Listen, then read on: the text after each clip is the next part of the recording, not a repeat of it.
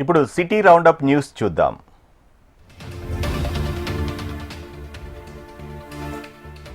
Christmas సెలవులకు తోడు weekend కూడా ఇదే టైంలో రావడంతో హైదరాబాద్ నెహ్రూ జియాలజికల్ పార్క్ కి సందర్శకులు పోటెత్తారు. సందర్శకులకు ఎలాంటి ఇబ్బందులు తలెత్తకుండా అన్ని జాగ్రత్తలు చేపట్టినట్లు జూ అధికారులు తెలిపారు. వచ్చిన సందర్శకులకు నీటి వసతి కల్పించడంతో పాటు ఎలాంటి అసౌకర్యం కలగకుండా అన్ని చర్యలు చేపట్టామన్నారు.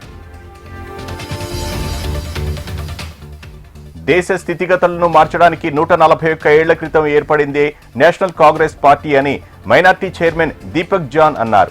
కాంగ్రెస్ పార్టీ 141వ ఆవిర్భావ దినోత్సవం సందర్భంగా సికింద్రాబాద్ మోండా మార్కెట్ సర్కిల్ దగ్గర కాంగ్రెస్ నాయకులతో కలిసి కాంగ్రెస్ జెండాను ఎగురవేశారు దీపక్ జాన్. స్వాతంత్ర్య సమరంలో భారతదేశ అభివృద్ధిలో కాంగ్రెస్ పార్టీ గొప్పగా కృషి చేసిందని దీపక్ అన్నారు. జవహర్ లాల్ నెహ్రూ, మహాత్మా గాంధీ మొదలు ఇందిరాగాంధీ, రాజీవ్ గాంధీ త్యాగాలను, కాంగ్రెస్ పార్టీ ఐడియాలజీని దేశ ప్రజలు మరవలేరని దీపక్ జాన్ పేర్కొన్నారు. ఈ నెల 30న వైకుంఠ ఏకాదశి పర్వదినాన్ని పురస్కరించుకుని హిమాయత్ నగర్ టీటీడీ ఆలయంలో భక్తుల సౌకర్యార్థం అన్ని ఏర్పాట్లు చేస్తున్నట్లు లోకల్ అడ్వైజరీ కమిటీ అధ్యక్షుడు ఏఈఓ రమేష్లు తెలిపారు. భక్తులకు ఇబ్బందులు కలగకుండా ప్రత్యేక క్యూలైన్లు, భోజన ఏర్పాట్లు చేశామన్నారు.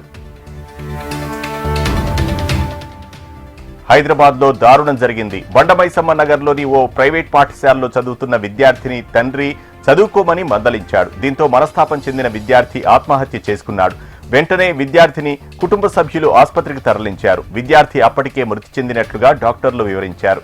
ఈ ఘటనపై పోలీసులు కేసు నమోదు చేసి దర్యాప్తు చేపట్టారు. హైదరాబాద్లోని కాటేదాన్ టాటానగర్లో అగ్ని ప్రమాదం జరిగింది. ప్లాస్టిక్ పరిశ్రమలో ఒక్కసారిగా మంటలు చెలరేగాయి. మంటల ధాటికి పొగ దట్టంగా అలుముకుంది.